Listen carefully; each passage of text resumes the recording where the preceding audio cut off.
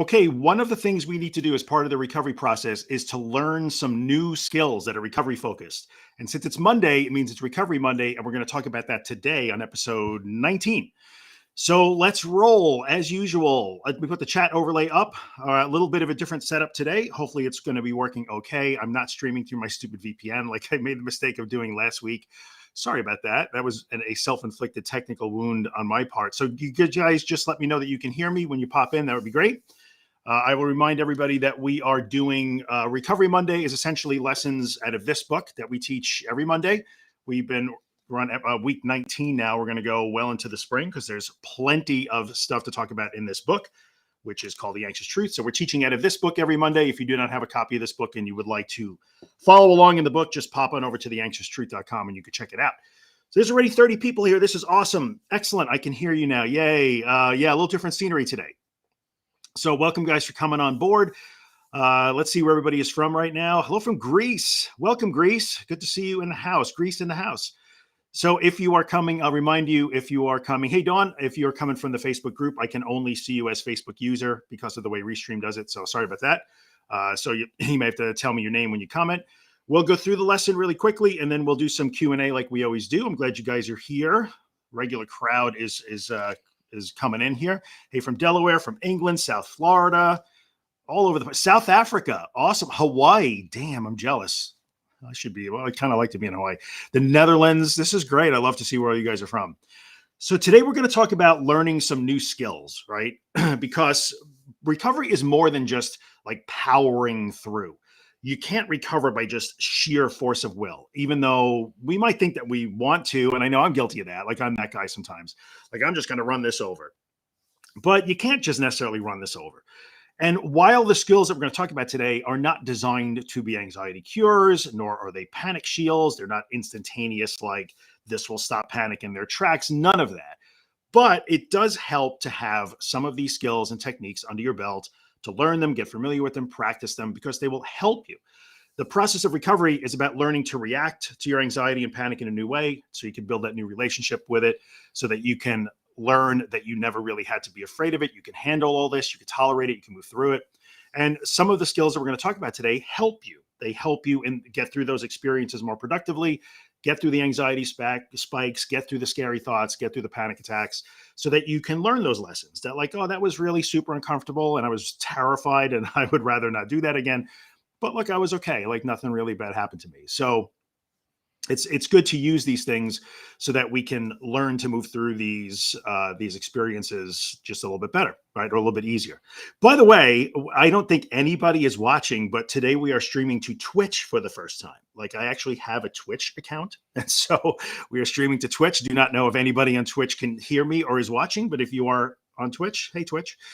So what skills are we talking about here? Just a few of them. And you hear me talk about them all the time. One of them is being able to relax your body. And so in this book, I talk about practicing something called progressive muscle relaxation, because being able to relax your body, we talk all the time about how do you talk. One of the most popular podcast episodes I've ever done is called How Can I Talk to My Anxiety? And that's all about the signals that you send back down the chain to your overactive lizard brain. And we could send those signals behaviorally. I'm old enough to say, what the hell is Twitch? I got to say I'm with you on that. Like I'm never on Twitch, but anyway, we're streaming the Twitch today. So one of the things that we do to form this new reaction in relationship to anxiety is we start to send signals back down the chain to our lizard brains, our amygdalas, that say, while it is screaming red alarm, red alert, danger, emergency, we have to send signals back down that say, nope, all green, everything is cool here. Thanks for the trying to help out, but we're good. And one of the ways that we could do that is behaviorally. And one of the ways that we can behave toward our anxiety is to relax our bodies, right? So it's important to remember that one of the things that I talk about quite often is the fact that you can become physically relaxed even when you are not calm. Now, you might be hearing me, so I'll repeat it. It is possible to be physically relaxed without being calm. Like those relaxed and calm are actually two different things, which I know right now, like, boom, your mind just might be exploding right now when I say that, but it's true. And one of the ways that we can learn to send that green light, that everything's okay signal back down the chain, is to learn to relax our bodies. And one of the best ways to learn to relax is to practice it. So many of the things that we talk about here, and we talk about, kind of floating, accepting, surrendering, willfully tolerating. This is not something that you could just decide to do. If you spent the last 10 years of your life reacting in like disaster mode to panic and anxiety and thoughts and trying to fight them and run from them and stop them from happening and save yourself, you can't just decide one day to do it different. Like, you can try, but it doesn't really work that way. We suck at that. So we have to learn new ways and practice new ways. And one of the ways we could practice sending the relaxation signal behaviorally is to practice a thing called progressive muscle relaxation. There are other ways to do that, but it's one of the most popular ways. And it's really easy because it's this thing that you can practice. It takes maybe 2 or 3 minutes, maybe.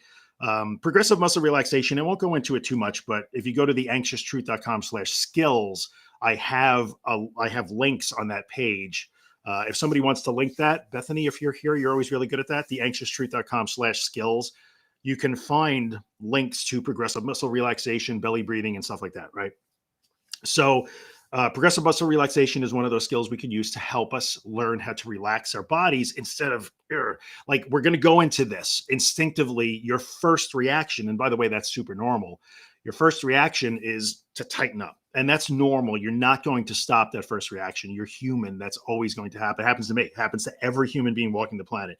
Nobody is immune to that. Thank you, Bethany. The first reaction is always that bracing and tensing. That's normal. That's not failure. After that, though, we can choose to relax our bodies. And progressive muscle relaxation is a way to practice understanding the feeling of what tension feels like and what it actually feels like to release it. You're literally practicing the act of relaxing the muscles in your body. So that's one skill, is the skill of learning how to relax your body, even when you're not calm. Like, you can be in freak out mode, but still learn to relax your body, which is totally counterintuitive, but it's really helpful.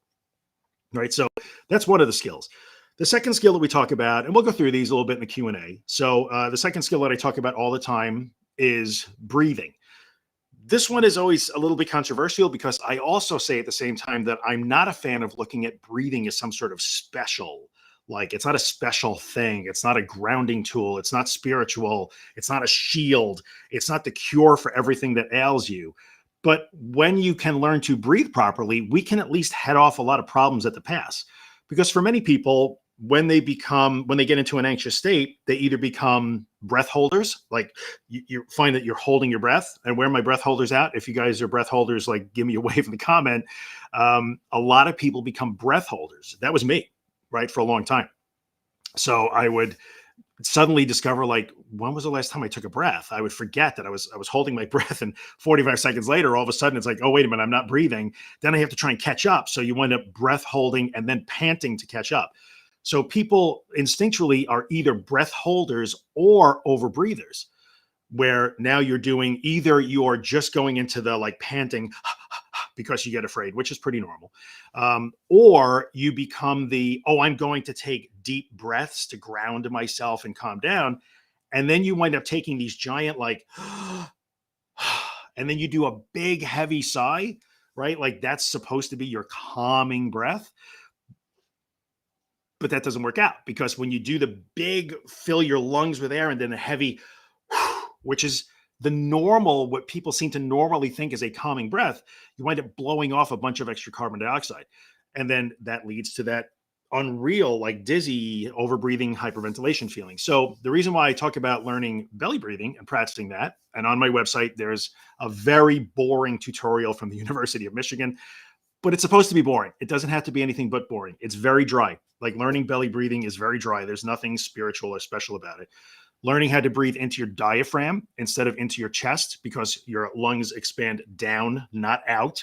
So your chest is rigid, your diaphragm is pliable, and that's meant to expand. So breathing into your belly and then making it so that your exhale is just a little bit longer than your inhale keeps you from, like, wandering accidentally into overbreathing, hyperventilation, dizzy, tingly. So if your face gets tingly in your nose, if your hands and toes get tingly, or if you've ever had your hands do this, like lock into the, like, lobster claws, that's hyperventilation, right? So if you practice your belly breathing, then when you're not, and we're going to talk about this, when you're not anxious, if you could practice that, then it becomes a thing that you can fall back on. I'm going to relax my body. I'm going to make sure that I get into a better breathing rhythm, as opposed to or panting or holding your breath or trying desperately to fill your lungs completely and then doing those big heavy sighs to try and calm down. All of those things tend to make things worse. So the reason why I talk about breathing is it just kind of heads off some problems. It eliminates self-inflicted like wounds. Like, we're shooting ourselves in the foot when we don't breathe well. So why not make it as easy as we can for ourselves and start to breathe more properly? Plus, it gives us something to focus on, which brings us to the third. And we'll talk about this a little bit more, right? What brings us to the third thing, which is focus and meditation. So the three skills would be relaxation, proper breathing, and learning to focus and pay attention. It's more focus and attention than anything else. And the way that for me, I like to teach learning how to pay attention and put your focus somewhere aside from the panic and the symptoms and the scary thoughts is to practice focus-based meditation based on your breath or based on a visual point in space or based on a touch, something maybe you're holding in your hands for 3, 4, 5 minutes at a time. Nothing special. It's just learning that like, oh yeah, when my mind starts to wander, and in basic meditation, you sit down and you try to maintain your focus somewhere. I'm going to pay attention to my breath. That's what I use. And invariably a couple of minutes into it, as good as I am at this, I'm thinking about all kinds of stuff. My mind will wander. And I'm not even anxious at the time. So it's hard enough when we're calm, when your brain is screaming at you that you're in danger. Oh my God, I'm going to pass out. Oh my God, what if I go insane? This is it. I'm so close to snapping. I'm going to be psychotic. I'm going to hurt myself. Like all of those thoughts are screaming at you. You will hear them, but we can actually learn that we don't have to necessarily put our attention on those thoughts. You can let them run and play. Well, you know what? I'm just going to focus on my breathing right now while you yell at me, lizard brain. So that's hard enough to do when you're not anxious. When you're really anxious and afraid, it's even harder to do. So the reason why I talk about learning these skills and practicing them is if you practice them when you are not under the gun, it becomes easier to use them when you are. That's why, and I say this stuff all the time. You guys have heard me say this. That's why the military runs drills and professional athletes practice and scrimmage against each other and musicians rehearse and theater companies rehearse. That's why, right? So we should practice these things and get good at them when we're not anxious so that we can use them to help us navigate through those very anxious, tenuous, tense, scary situations. Makes a big difference. So those are the three skills that I find are the most important. For me, they were, and I think for the community at large, they tend to be the three foundational skills that like if you get good at relaxing your body, bringing your breath back into a better, more productive rhythm, by belly breathing and not holding your breath or over breathing. And if you can learn that, okay, the shit is hitting the fan right now and it feels like I'm in such danger. It feels like this is so urgent, but I can put my attention on this camera while I talk to all of you lovely people, or that I can put my attention on the book that I'm reading, or I can put my attention on the conversation that I'm having with my friend, or whatever it is. I don't have to put all my attention on the anxiety, on the symptoms, on the thoughts, on the fear, no matter how strong they are. So I will always acknowledge that attention and focus skill is challenging because the thoughts and the sensations and the fear is so strong that it will feel very real, right? And so it will seem like, but I don't understand. How am I supposed to not pay attention to that? Everything is based on the premise here that even though it feels really real and very strong and urgent, and like you must take urgent action to protect yourself, that's actually incorrect. And when we learn to say, okay, brain, you can keep telling me that I'm about to have a psychotic break. I'm going to keep reading my book, or I'm going to keep drinking my coffee, or I'm going to keep talking to my friend, or I'm keep answering my email, or whatever. I'm going to keep practicing the scales on my guitar while you tell me that I'm about to go crazy. Those experiences teach us over time that it's wrong again. It was wrong again. It was wrong again. It was wrong again. So those three skills help us. They help us send those signals back down the chain to our lizard brain so that it understands like, I keep, hey, thanks. I know you're trying to keep me safe, but you keep sounding false alarms. So I have to now teach you, lizard brain, amygdala, fear center, anxious brain. I have to teach you that you're wrong. Thank you, but I'm going to have to show you now that you're wrong. You keep being wrong. And I can't keep living based on the fact that you're wrong. You give me a bum steer all the time. All right. So somebody mentioned those are the three skills. Those are three skills I talk about. And which lesson is this in the book? This is lesson 3.7. Some of the stuff that I want to point out, though, in the chapter, let's see. I do say remaining physically relaxed and mentally calm while anxiety and panic rage around you will help it to end sooner. but it will not make it all end immediately. I literally wrote that. It's very important that you don't look at these skills and these tools as instant panic attack cures. Like if I panic, if I do this, it goes away. This is how I stop a panic attack. I will say this 100 times every day if I have to. I am never teaching anybody how to stop a panic attack. If anything, what I'm trying to teach you is how to let it end sooner than it otherwise would naturally. So if you don't add, it's already there. It's already there. When adrenaline's in your bloodstream and the panic has already happened, you cannot stop it dead in its tracks. But you can let it peak and then come back down naturally, which is generally shorter duration than if you went into, oh my God, oh my God, oh my God, snap a rubber band, call my friend, blah, blah, blah, do all this stuff. You're prolonging it that way. So I'm never teaching you how to use these skills to stop panic attacks, to prevent them, or otherwise like turn them off at all. I'm teaching you how to navigate through them so that you can learn that you do not have to always be afraid of the next one or the next wave of anxiety or the next pang of health concerns or any of those things, right? So I wrote that for sure. You have to be careful. A lot of people will look at some of these skills and immediately try it once or twice and like, that doesn't work for me. That doesn't work. No, that just doesn't work. And I understand. I can be respectful of that if you feel like they don't work for you and this isn't the way. I get that. You're entitled to make that choice, but many people will have that reaction. It didn't work. I was still really afraid. I tried it. I did my breathing. I've been at it for 3 days. I did my breathing and I'm still afraid. That's okay. That's what's going to happen. It's not meant to stop you from being afraid. All right. So that is lesson 3.7 in The Anxious Truth. Again, you can find this book on my website at theanxioustruth.com. So let's go through some of the questions. This is good. I'm digging this. And I have a big red dog literally sleeping like 4 feet from me. He is not making a peep. I thought for sure he was going to want to chime in here. So I'm going to go through some of the comments here and I will try to answer as many questions as I can. We got some extra time, which is nice. We'll go for about a half hour today, I suppose. Look at all these different places you guys are from today. I'm digging it. I am digging it. I don't see anybody commenting from Twitch, by the way. I'm very hurt. Clearly, I'm too old for Twitch. I'm never going to have an audience on Twitch, but I'm all right with that. Let's see here. Okay, let's put Sam's thing up here. Sam's always good for a comment or two, so let's pop that up. I recently got off some meds that I won't be mentioned. However, I'm glad I practiced my recovery skills. It's been a huge help in managing the anxiety trying to come back. not today, Satan. Very good little Saturday Night Live church lady reference there. I will tell you that when I went through my antidepressant withdrawal, and by the way, I've done 3 podcasts on my medication experience and why I don't talk about it a lot. So if you go to my website, theanxioustruth.com, and search for antidepressant, you will see the 3-episode series that I did on that. And I wrote all about it in my first book, An Anxiety Story, which is also on my website. And you can get for free and listen to free. So when I was going through that, some of these skills, which I had really yet to fully buy into, to be honest with you, I had to start buying into them. And they did help me. They helped me navigate through some of that stuff. Because when you're going through that med withdrawal, the tape or whatever, some stuff happens that you can't help it. Like only time fixes it. And some of those skills I started to learn and adopt and use, and they really helped me.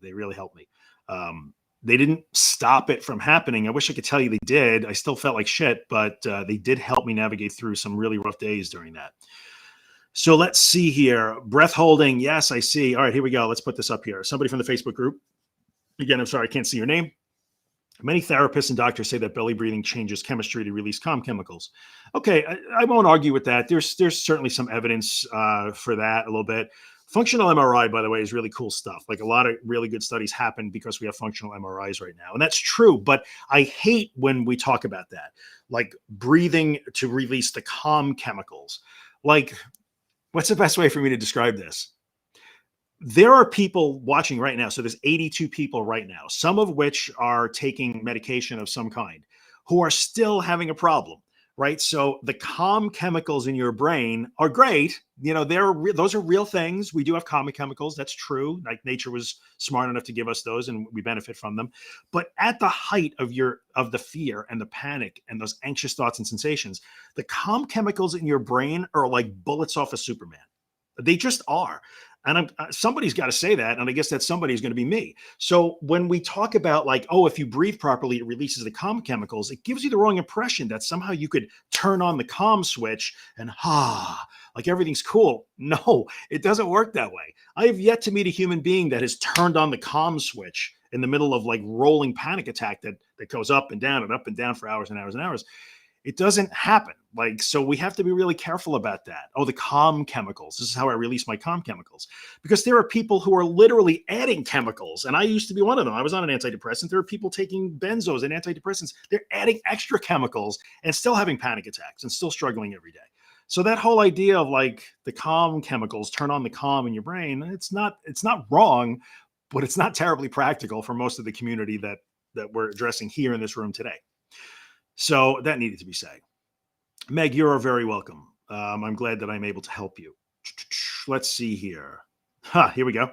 Bo's mom. How you doing, Bo's mom? Good to see you here. I will suddenly take a deep breath and say, oh, no, I'm not breathing. And there I go.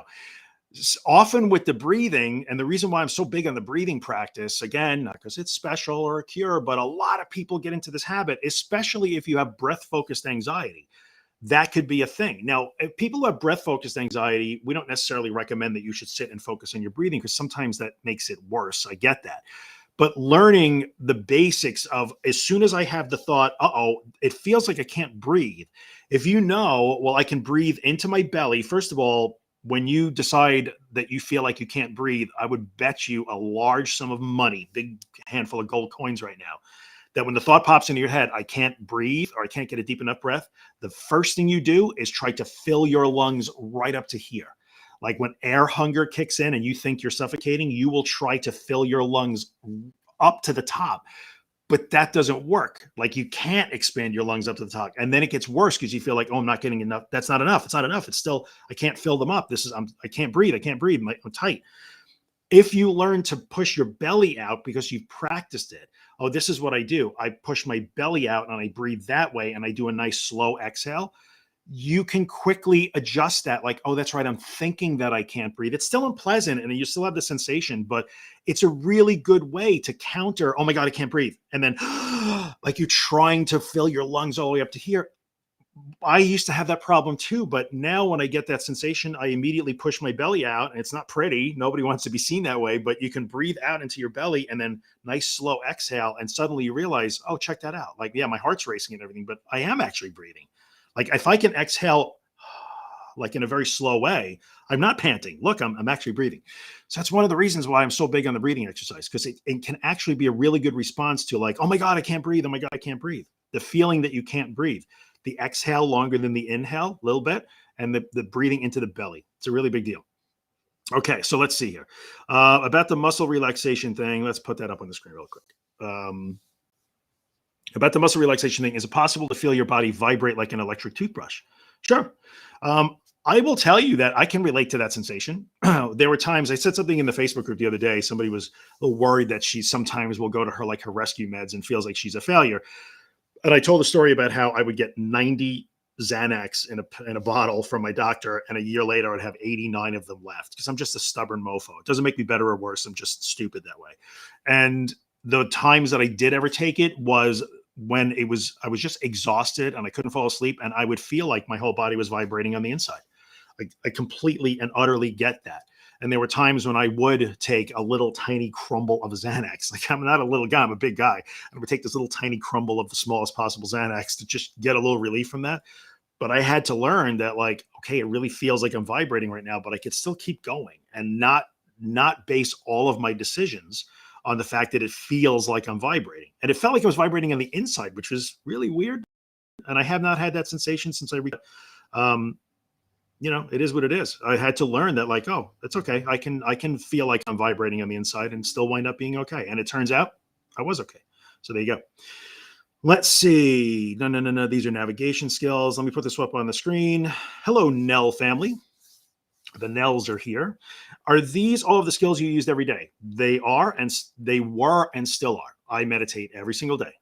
Some days I miss. I'm not perfect. I'm on a pretty good streak right now. So I do at least 10 minutes every day. Generally speaking, silent meditation, timed. Sometimes I'll use music or something if I'm really bored. I mix it up, but I meditate every day. I don't have to practice progressive muscle relaxation so much anymore because I'm really good at just relaxing when I need to.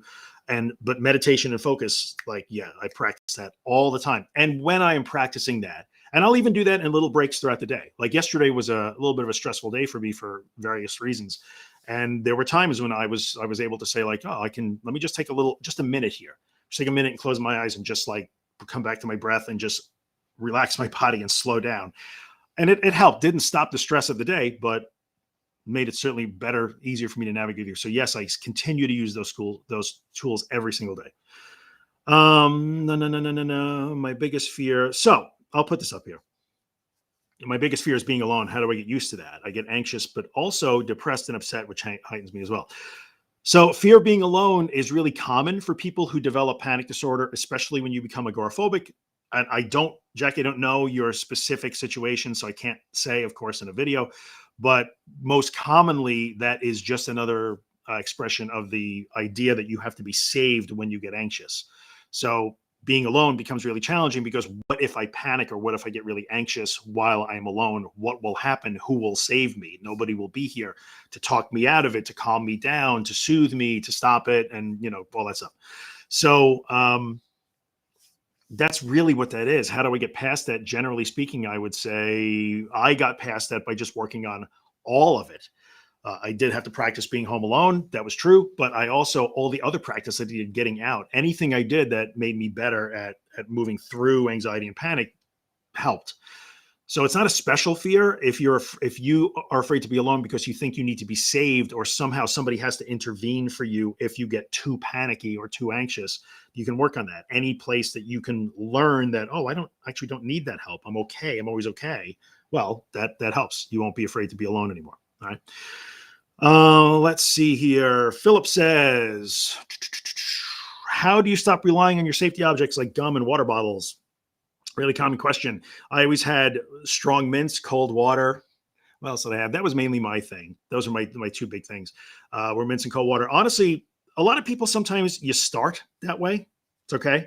Like, if you're having a hard time just getting out the door to do your exposures at all, and you need to bring your mints and your water to start, that's totally fine. It's not a problem. But you can start to eliminate those things one thing at a time. And when you ask, how do I stop using them? What you're really asking me is, but if I leave my mints and my water at home, I'll be scared. And the answer is correct. You will.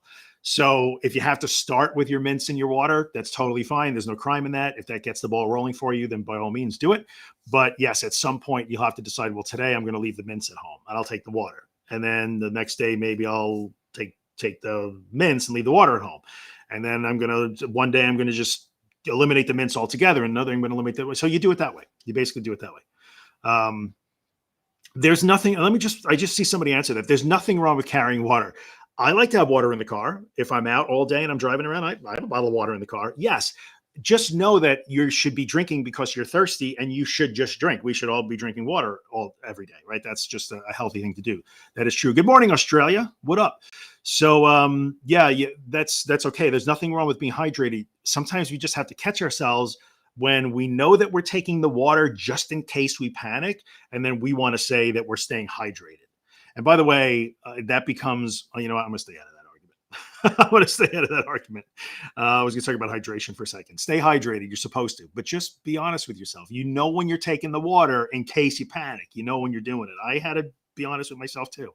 And you just a little bit at a time. Leave it home, leave it home, leave it home, leave it home. And then one day you decide, you'll walk out the door and discover like, oh, I forgot to take anything. And then like, oh yeah, I didn't even think about that. It'll happen. That's the way that works. So let's see here. No. This is a common question. Where are we? 28 minutes. Oh God, the purse full of emergency supplies. One day, maybe we'll do a thing where like, and this is for anybody who's carrying a purse. That's always a fun game. What's in my purse is a really enlightening game. And I know people who have done that as they go further down recovery and literally like, I had this, I carried this, I carried this, I carried this. Like, people who will carry a purse or a bag, I don't care, male or female, if you got something with you and that bag is loaded up with like rescue and safety devices, that's a thing. One day, maybe we'll do a little game where everybody has to like take a picture of all your safety devices. We should do that. Maybe we'll do that in the next couple of days. When the anxious sensations come and I'm still moving on with my day, am I ignoring it? Okay, it's a common question. I'm going to talk more about that very soon. I might do another podcast episode on this. Am I ignoring it? You couldn't ignore it if I paid you to ignore it. And this is reality, right? So I would always say it's not ignoring, it's non-reactive acknowledgement. Try to think of it that way. You still feel it. You still feel it. It's still there. You're clearly still scared. You hear the thoughts, you feel the sensations, right? But you keep going anyway. So people always say, like, am I ignoring it? Is that wrong? If I paid you, you couldn't ignore it. Go ahead, try to ignore it. I dare you. Like, you can't. So intent is the thing that we care about. Like, I'm going to go about my day so that I can learn that I can feel these things and still be okay. That's the intent that you want. The intent we don't want is, I got to get away from this, so I better turn up the radio and sing along or count backwards by threes from 100 because that's what I've learned I have to do if I panic. That's not the intent that you want. So as long as your intent is like, I can move through this, I'm going to move through this, it's okay. What you're doing is okay. And it's really nuanced, and it takes a while to get the swing of that and really kind of get the handle on that, but that's okay. It's not you couldn't ignore this stuff if you wanted to.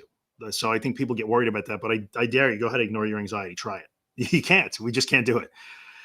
Let's see here. No. I'm going to scroll down. We're about 3/4 of the way to the end here. Okay, this is good. Colleen, this is good. And by the way, I'm sorry you're having a migraine. I understand you're having a hard time with that today. Funny how you have health anxiety, but when I have a migraine or a real health issue, I don't concentrate on it. Because this is a really, really good point, right? So even somebody, and Colleen, I know how you struggle with this stuff, especially heart stuff. When we have a real problem, often we can focus on the real problem that's actually happening and take action on it and take your migraine meds or go lay down or whatever it is that you have to do to treat your migraines and handle those. And since it's an actual thing that you can actually work on, you don't have to work on imaginary things. That's a big, big, big deal. And we see it often too, where people in the community will say things like, oh, this weekend, my son was playing lacrosse and oh my God, he broke his arm. We had to go to the hospital and we were there for 3 hours. And oddly, I didn't feel anxious at all. Yeah, because you're actually focusing outside of yourself on a real problem. Or even if it's a problem in you, like a migraine, you're focusing on a real, actual problem instead of all of the disasters that your brain is telling you might happen. You can't fight might happen. I cannot solve I might have a heart attack. I can't solve I might have a psychotic break. I can't solve I might pass out or go crazy. But I can take action to sort of solve like a migraine or a broken arm, or if I cut my finger, I can do something about that. All right. So that's why that happens. It's amazing. And it's real proof why there's the fear is real and the feeling is real. The danger is not, because when you get distracted away from it, suddenly it goes away because you're working on something real that you got to work on. All right. Let's see here. Yeah, this is super common. Let me put this up here. And I don't do much meds talk, and we're not going to, but I always like to acknowledge and validate this. There are a ton of people in this room right now, 79 people as of right now, according to Restream. Of the 79 people, I'm going to say that at least 30% of you are taking medication of some kind, but yet you are still here in this room talking to some dude from New York that had to try and make your anxiety problem better. So it's incredibly common. Like a lot of people wind up taking meds, but yet they're still having this problem. The meds aren't necessarily solving the problem. Right. So that's really common. If just to validate that, it doesn't mean you're specially broken. You're just one of about a zillion people in that exact situation. And just to follow that up really quickly, because I know, Amanda, you are frantic to hear some of this stuff. Depending on who you ask about that, you will get a different answer. So if you go to a medical doctor, and a psychiatrist is a medical doctor, a very common strategy is we need to up your dose, or we need to add a second medication, or switch you, or cross taper you to another medication, or we're going to add this medication to counteract the side effects of that medication. That is what they do.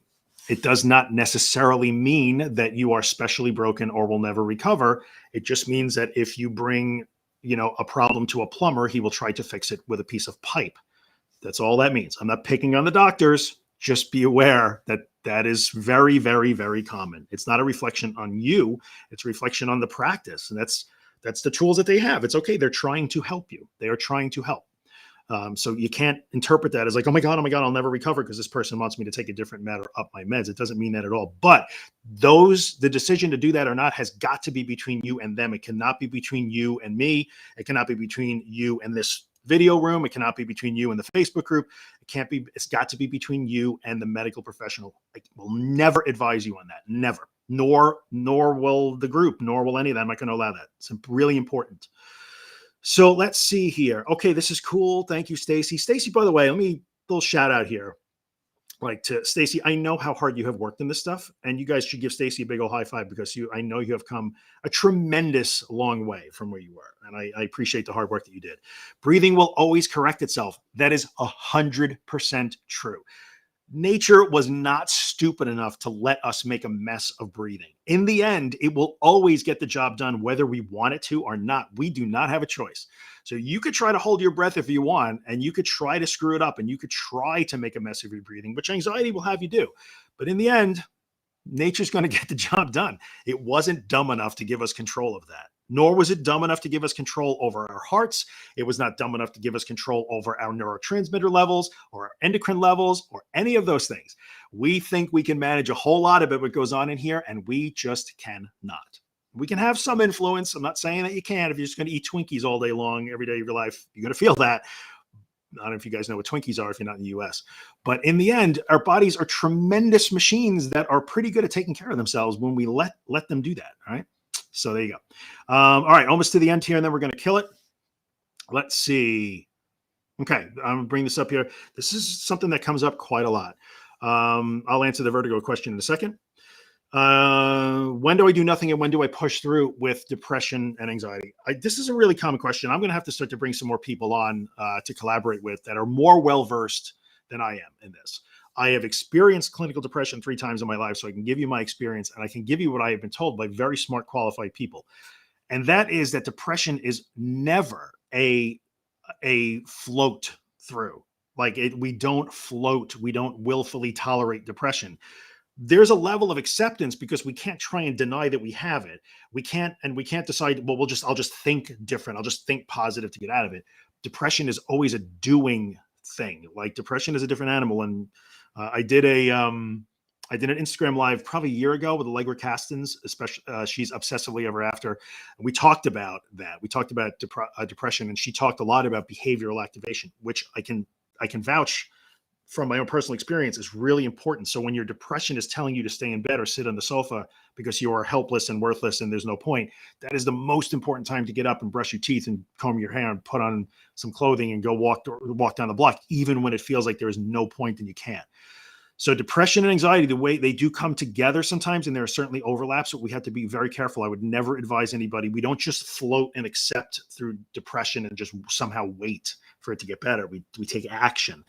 And almost anything you do, as crazy as it sounds, a lot of research that says almost anything you do to help yourself, almost anything, as long as you do it, turns out to be beneficial in the case of depression. As crazy as that sounds. Any steps that you take to help yourself can prove to be beneficial. Just sitting and passively trying to float through depression, not so helpful. Hopefully that helps. So let's see here. All right, we're almost at the end. You guys are going to keep me going here. All right, we'll do a couple more minutes. Do you consider, Amy asks, hey, Amy, do you consider listening to music on exposure walks to be a bad thing? No.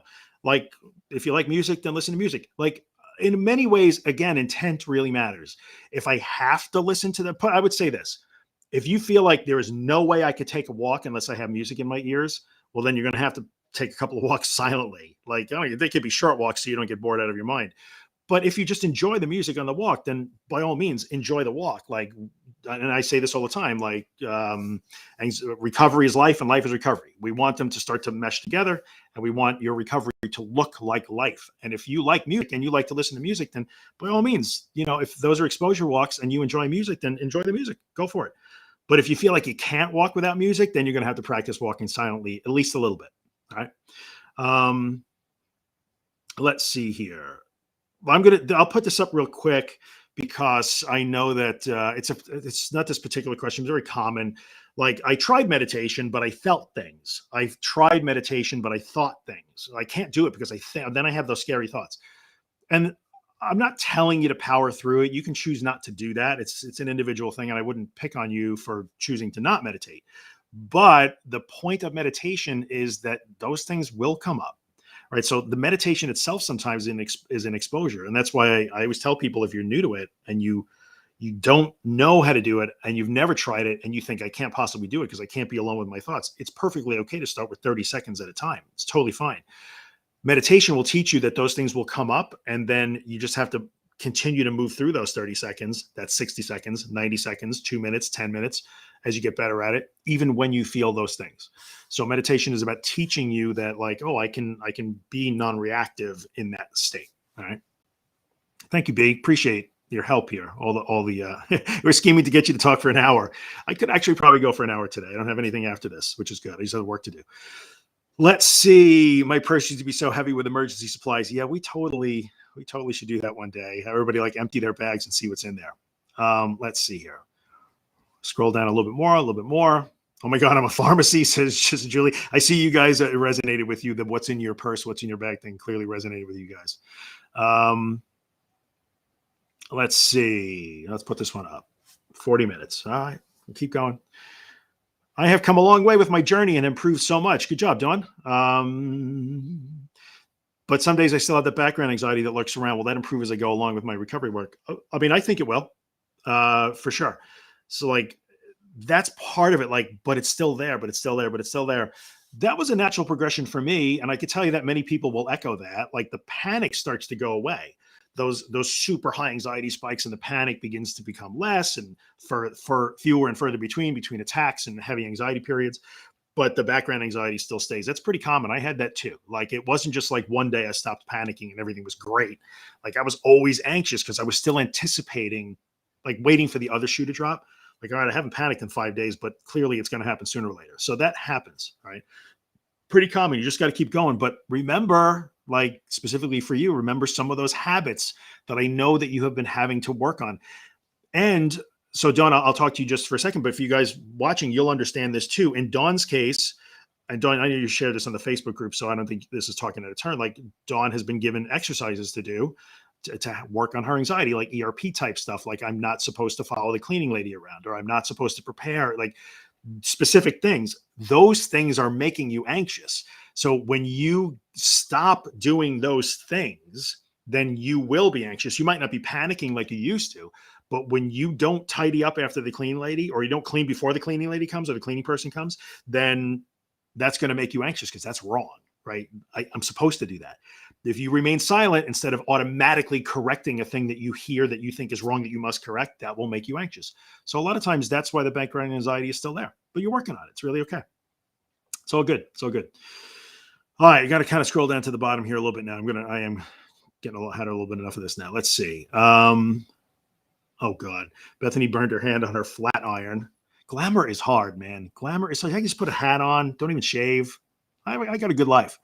Like, I don't have a flat iron. Let's see here. As a pleasantly plump guy, Sandy kill me. Yoga was not really on top of my list, but I found it helps with the tension. People love yoga. It's a good relaxation tool. Tai Chi, like Tai Chi is another thing that some people really love. And Tai Chi is just beautiful. Like, if you ever watch somebody who does Tai Chi, I'm not arguing if Tai Chi as a martial art or not. I have no knowledge there, but as a bona fide or legit martial art, but Tai Chi is very beautiful and fluid in its motions. Some people love yoga. Some people do progressive muscle relaxation. There's a lot of cool ways to do it. If you like yoga, go for it, dude. We ain't judging. It's all good. I'm sure you look just fine when you're doing your yoga, but hopefully you're not wearing yoga pants, because no dude should be wearing yoga pants. That's right. I said it. Let's see here. I scroll to the bottom. I think we're good here. I think we're good. I think we got them almost all done. Thank you so much for your books. You're very welcome. You're very welcome. You're very welcome. Okay, this is good too. Just do what now this is good advice, by the way.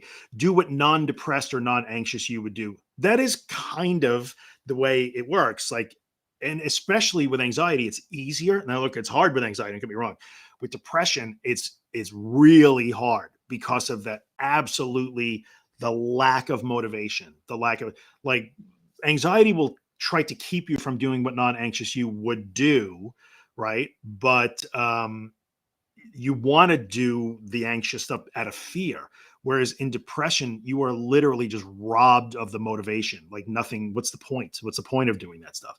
So you're right. The rules are the same, and that's why I say when you say do what non-depressed you would do. Yes, you got to activate. You got to activate. You can't just sit there and ruminate on the depression. It's really good. No,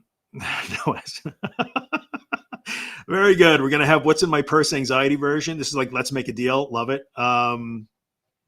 Let's see here. How can we join the group? I see Bethany just put a link to the Facebook group. Thanks, B. Appreciate it. How does one transition from being able to go into stores to grocery shopping or any store to being able to work? I'm now able to drive 50 miles and go into any building. William, that's awesome, dude. Like that is no joke. 50 miles and go in anywhere. That's a pretty big deal.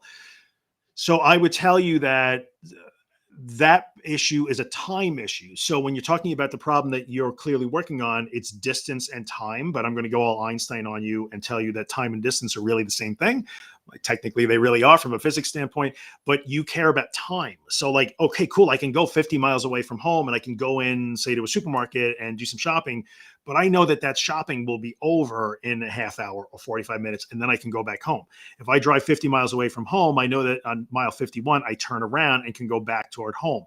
Whereas if you go to work, you don't have that. You don't have that luxury, right? It's going to be the old like, well, now I have to stay for my entire 5-hour shift or 8-hour shift or whatever it is, right? So that's what that is. So I would suggest if you can, one way to work on it, if you want to work on it with exposures, would be to practice staying out for longer and longer and longer times.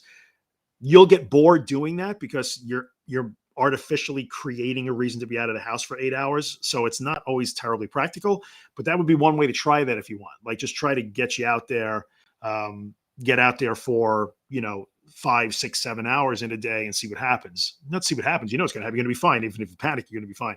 But sometimes you get to the point where it's just like, hey, you know what? I got all the tools. I've been making my progress. My next step will be to start going back to work. Or some people will say, maybe you can go back part-time, have limited shifts, that sort of stuff. But you're working on time. You think time is the enemy. Like as long as I know that there's an exit where I can start getting back home, I'm good. But really that's not true. You're good no matter what you do. So hopefully that helps, William. All right, peeps. So I think we're good to go. Let's see. Last question. I'm starting to see that I'm having agoraphobia. What is the first thing that will help to just accept the heart racing? So what I'm going to I don't know if you are listening to the podcast or if you have this book, The Anxious Truth, but the first thing to do is really learn the principles here. So there's not a first thing to help accept. There's really no like, hey, here's a step that you can take to accept. Acceptance is it's not necessarily a thing as it is a decision that you make. Like acceptance says, what I would tell you is it means, okay, I have to accept that my heart is racing. This is a normal and natural fear reaction. It's part of my anxiety and panic. When I react to it by hiding and retreating and staying in and trying to save myself, I develop agoraphobia because then my avoidance runs rampant. I did a podcast on this about what agoraphobia is and how it develops out of panic and panic disorder. But your acceptance, really your first step is to say, okay, then my job now is to stop doing the things that I am currently doing to respond to that heart racing.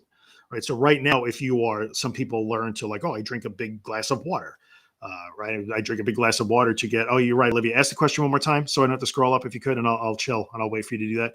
I'll try and find it. But some people, whatever you're doing to do to address your racing heart, you have to stop doing those things one by one, bit by bit. That's the path you want to go on. Right. So that's pretty much what I'm talking about. Let's see here. I'll try and Olivia, I'm going to try and find your question. Let's see. I know you asked one and you're right. I said I was going to answer it and I promise I will. Let me find it. Here we go. Do you still get vertigo? I found it. It's all good. Do I still get vertigo? Yes, I can get vertigo, I don't know, a couple times a year, like legit, real room spinning, cannot stand up, eyes shaking, nystagmus vertigo. I get that. And it sucks. Like it is 100% no fun. It sucks. And yeah, I get it. I get it a couple times a year. I think the last time I had real bout of vertigo was, I don't know, maybe 4 or 5 months ago. I'm not even remember when it was. It is 100% no fun. It is legit debilitating because so we'll talk about this for just a second before I end it. In real vertigo, like a lot of people in the room here will say that one of your anxiety symptoms is that you get dizzy.